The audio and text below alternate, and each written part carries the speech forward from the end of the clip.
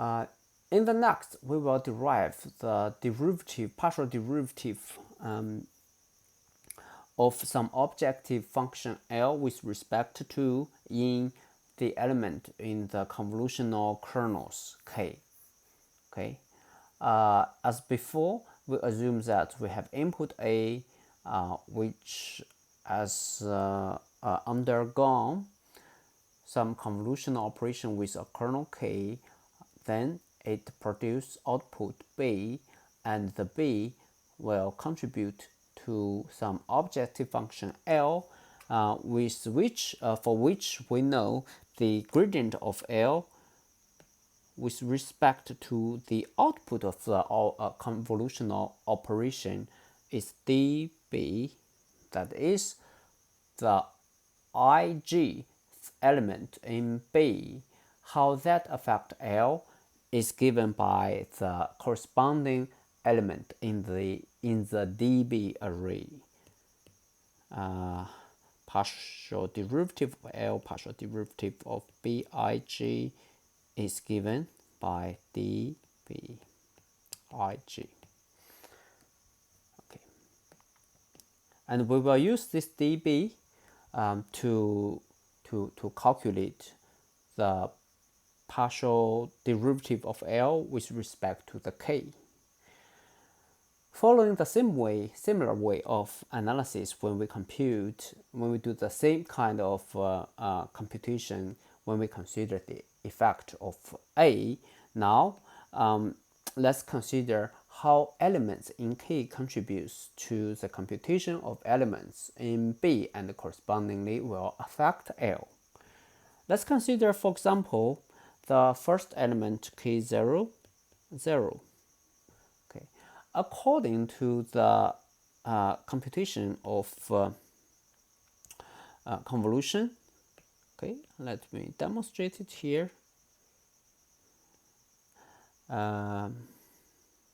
Maybe not this way. Oh, okay, fine. We first apply the kernel at a location and contribute to the corresponding location of the output, and then we move the kernel one step to the right and compute the output of at another location, so on and so forth. We use this kernel to scan over the entire two-dimensional array. So that was how the kernel had been used. And therefore, K00, this element, will contribute to the first element of B, though the first element of A, which is contribute to B 0, 0 by multiplying with A 0, 0.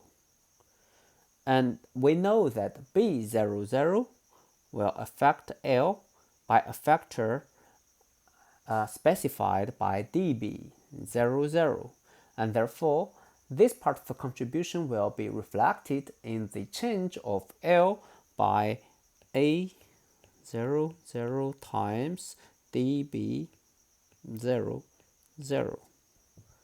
Similarly, this will contribute to B 0, 1, and the contribution will affect L by A 0, 1 times dB 0, 1. Okay. This will go all the way on the of the element in B until we reached the last element of B, and that will corresponding to some internal element of A. Here, for example, we will have the exact size of the kernel. This is the last location at which we can compute the output. Okay, and this at here, it will contribute to the last output of B. So let us call that maybe A. Well, that will be in our previous case, we call that A is 5 by 6 and K is 3 by 3. And here it will be 5 minus 3 plus 1, that is 3. And 6 minus 3 plus 1, that is will be 4 times dB 3, 4. Okay, and that is the contribution of K00 to L. If we change K00 by epsilon, all the elements in B will change correspondingly by a factor of A elements, and this will affect L collectively. Okay. On the other hand, if we consider the effect of K01, okay, K01 is the element here. It will contribute to B00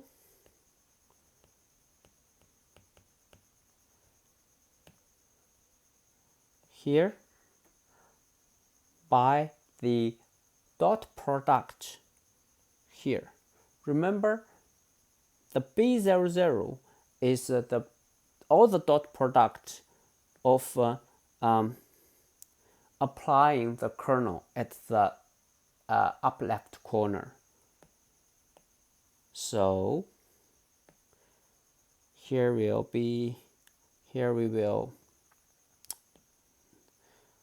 have A01 times dB00.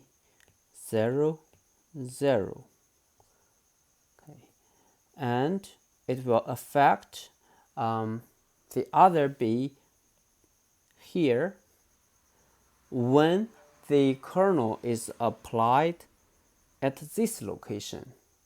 And when the kernel is applied with this location, this element will be will take the dot product the element dot product with A02. Okay, to less the clutter, and A02 times dB01.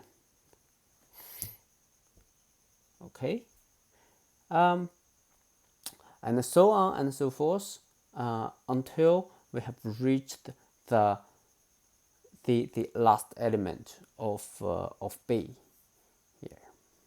Okay, and for that element, this will combine with this guy. That would be, in this case, A35 times dB34. Okay. We can keep doing this, and before long you will realize that is none other than we just use dB as a kernel to apply to A, and that will result the output exactly as the size of K, and that will be the differential, the derivative of the elements in K, considering the final output of the final objective function L. In the next video, we will demonstrate that in computer program.